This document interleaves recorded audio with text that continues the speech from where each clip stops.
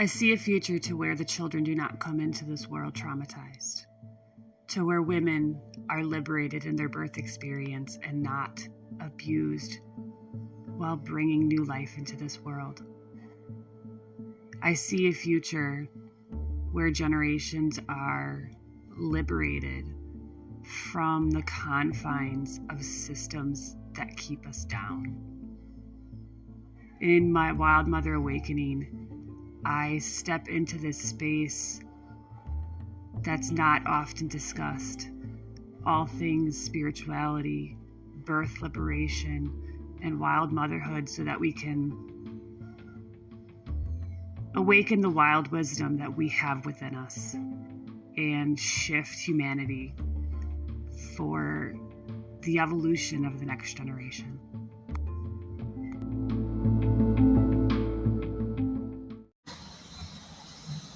Hello guys, Jess here. I wanted to have a discussion about, if you haven't been paying attention, and I barely pay attention, but of course I noticed this in some friends' feeds, about the admission about depression not being a chemical imbalance.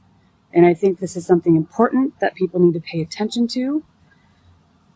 It's only a sliver of the reality of it. Of course, they're going to give you a sliver of truth, but they're still going to sneak in other things to keep you into the medical mindset. So be cautious of that.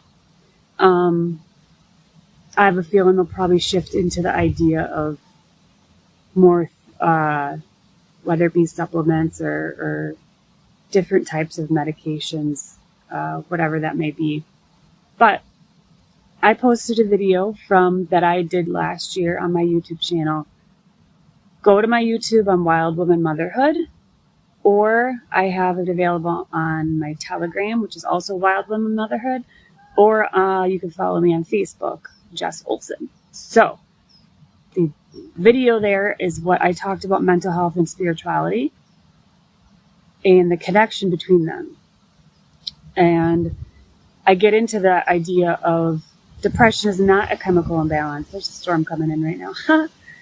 It's not a chemical imbalance. It never has been. That is a tactic of collecting symptoms. It's the allopathic model of mind. Collecting symptoms, creating a diagnosis, and handing you a pharmaceutical treatment. And using that idea of a chemical imbalance is a way to hand you a drug and say, here's your cure. And it's huge in mental illness. Depression is not the only one that isn't a chemical imbalance. None of the mental illnesses are something that can be truly healed, and I'm going to say healed, through a pharmaceutical drug. You can manage symptoms sometimes, essentially you're numbing symptoms, but depression, and I would actually say the majority of mental illness is rooted within unresolved traumas. And I say unresolved traumas because it's traumas and wounds that happen to you, something you experience that creates an emotional or physical or spiritual reaction of some kind, something that has a strong emotional impact on you that is not dealt with properly. Whether you do not have the proper coping mechanisms, usually in a childhood where you are not provided proper coping mechanisms from parents who don't know proper coping mechanisms. It can even happen as a child of just being emotionally neglected or punished in ways because they share emotions. It's often common when kids are sharing emotional breakdowns or tantrums or whatever, and they're just punished for their emotions. There's a lot of wounding that happens in that, and it continues throughout life, and then they start to do it to themselves, and they continue to suppress their own soul essence. And that creates these types of deep-seated energetic blocks within the body. Very strong emotional blocks, spiritual blocks, that lead into symptoms, behaviors of mental illness and depression. And I can't go through every single diagnostic title and explain it, but there is explanation between each of them, and it does vary. But ultimately, it comes back to unresolved traumas and an adapted behavior in order to survive in the world, because you didn't have the proper coping mechanisms to manage the highly emotional trauma that happened to you. And often it's not as much the physical traumas we experience as it is the spiritual and emotional impact that it has on us. And when we experience a depth of a trauma, whether that be like emotional abuse, physical abuse, rape, car accident, anything that has a strong emotional impact, and we're not able to manage it, that becomes a suppressed energy within us. And with each experience, they kind of pile on each other. So it's not usually one experience. It's one big experience. And then with the continued suppression of those emotions, each consecutive trauma that's somewhat related to that trauma reinforces the initial trauma and continues to allow you to suppress that emotion, and we're not facing it head on. The biggest thing with traumas is we need to be able to turn toward them, to turn toward it, acknowledge it, be aware of how it's making you feel, and be able to sit with that.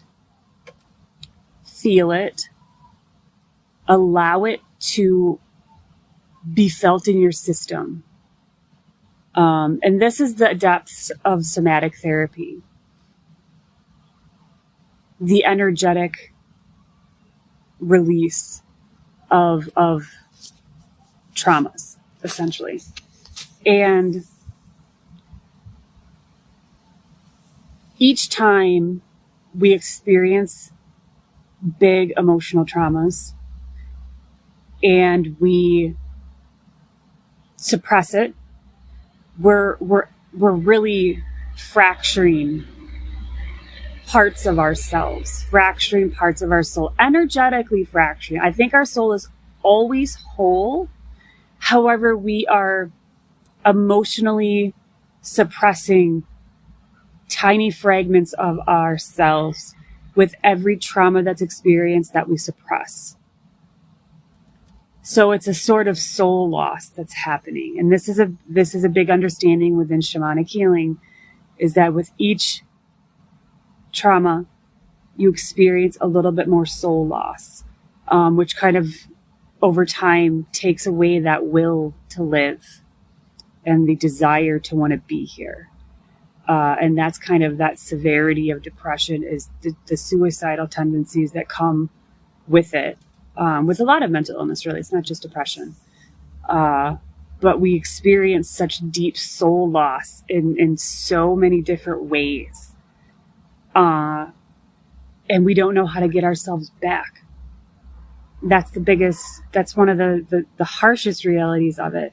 So when you get so deep into it, and now I'm 35, a 30, 40, 50-year-old person who continues to have symptoms of depression, anxiety, bipolar, narcissistic behavior, whatever it may be, and you still don't have the tools and you still don't know how to manage it other than a drug that's handed to you, then you will continue to suppress that initial trauma and all the emotions and behaviors that come with it. And you will continue to not acknowledge it in the ways that it needs to be acknowledged. So in order to heal through trauma, you must be able to first look at the trauma. Turn directly toward the fractures of your life in order to allow them to heal. That's the power. If we look at within nature, when a tree gets broken, grass gets burned, or whatever it is in nature, something happens to hurt it. It heals itself. And usually it's the The grass all works into itself in order to grow new grass. The tree will help grow a new branch or a new limb. And that rebuilding comes from within that being. It's that power of self-regulation and the natural tendency to heal our own selves. That's within all of us as well, but we must first face the fracture that's happened.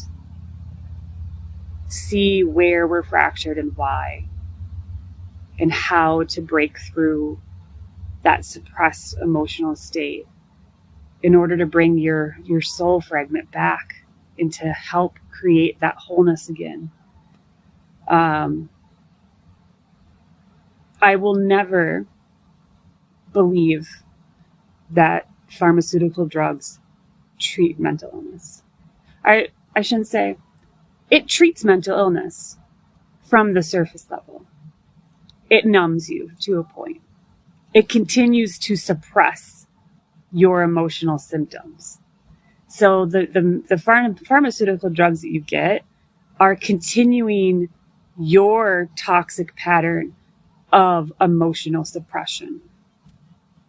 So it's aiding in that continued suppression of the trauma. It's not having you face it. That's where therapy can be beneficial. I don't agree with all therapists and psychologists and how they go about it. But one thing that therapy does do is it brings you to face with the things that hurt you, the things that you've been holding on to, whether it be held resentment, guilt, shame, hurt, sorrow, betrayal, whatever it is that suppressed trauma that you're feeling. It brings you face to face with it. And that's where the healing begins. You must first be face to face with your fractured self. And with depression, no drug, supplement, none of that stuff is going to heal the soul fragment. So I'm going to leave it there.